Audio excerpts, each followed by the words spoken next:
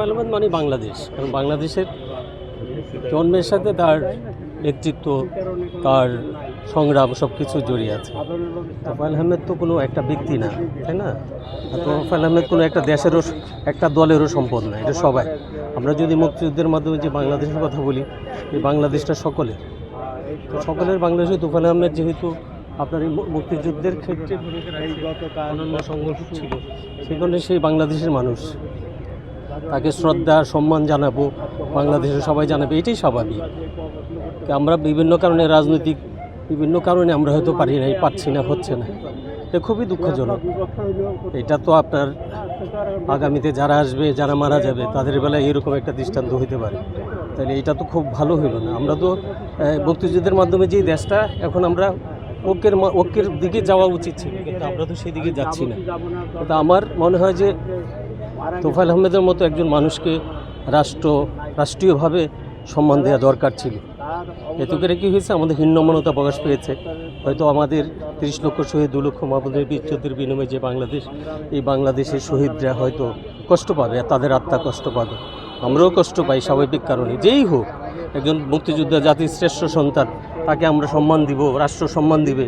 আজকে তো মুক্তিযুদ্ধের মাধ্যমে বলতেছে যে মুক্তিযুদ্ধের সরকার আমাদের সরকার এখন, না?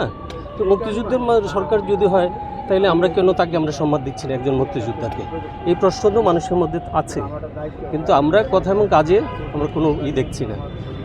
তোফায়েল আহমেদ তো শুধু একটা দলের সন্তান না, দলের নেতা না। আপনার তোফায়েল আহমেদ হলো জাতীয় নেতা, জননেতা। আপনার 9 ভারের সংসদ সদস্য, তাই না?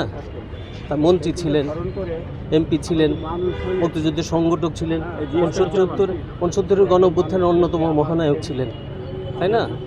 বঙ্গবন্ধুর স্নেহাসভাজন ছিলেন। তো এই যে জিনিসগুলো, এগুলোর মধ্যে দিয়ে মনে হয় তাকে আমরা যদি সম্মানটা দিতাম, তাহলে রাষ্ট্র দিক থেকে আমরা আরও মানে ভালো লাগতো আর কি। সবাই, এই দেশের মানুষ সবাই ভালো মনে করতো। তোফায়েল আহমেদ চলে গেছে, সে তো আর ফিরে আসবে না, কিন্তু শেষকালে তাকে একটা সম্মান যদি আমরা দিতে পারতাম রাষ্ট্র, আমরা খুব ভালো লাগতো, এই আর কি ব্যাপার। আপনার নাম পরিচয়টা বলুন। আমার নাম অধ্যক্ষ মোহাম্মদ আলী চৌধুরী মানিক।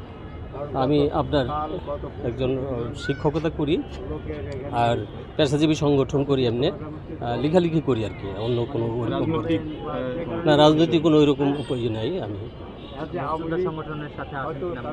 হ্যাঁ, আমি তো মুক্তিযুদ্ধের পক্ষের সংগঠন, মুক্তিযুদ্ধের সাথে তো অবশ্যই আছি। আমরা মুক্তিযুদ্ধের পক্ষের লোক, এই দেশের মানুষের লোক, এটা তো অস্বীকার করার কোনো জো নাই।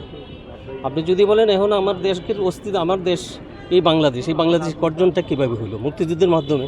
তাহলে মুক্তিযুদ্ধের মাধ্যমে আজকে যে প্রজন্ম, সেই প্রজন্মের তো আমি অবশ্যই প্রতিনিধিত্ব করব, আমি তো কর্মী হিসাবে দেখা করবো, এটা তো অস্বীকার করার কোনো জানা, তাই না? এটা বঙ্গবন্ধু, বাংলাদেশ, মুক্তিযুদ্ধ, এগুলো কোনো ভিন্ন বিষয় না, এটা একটা আরেকটার সাথে জড়িয়ে আছে।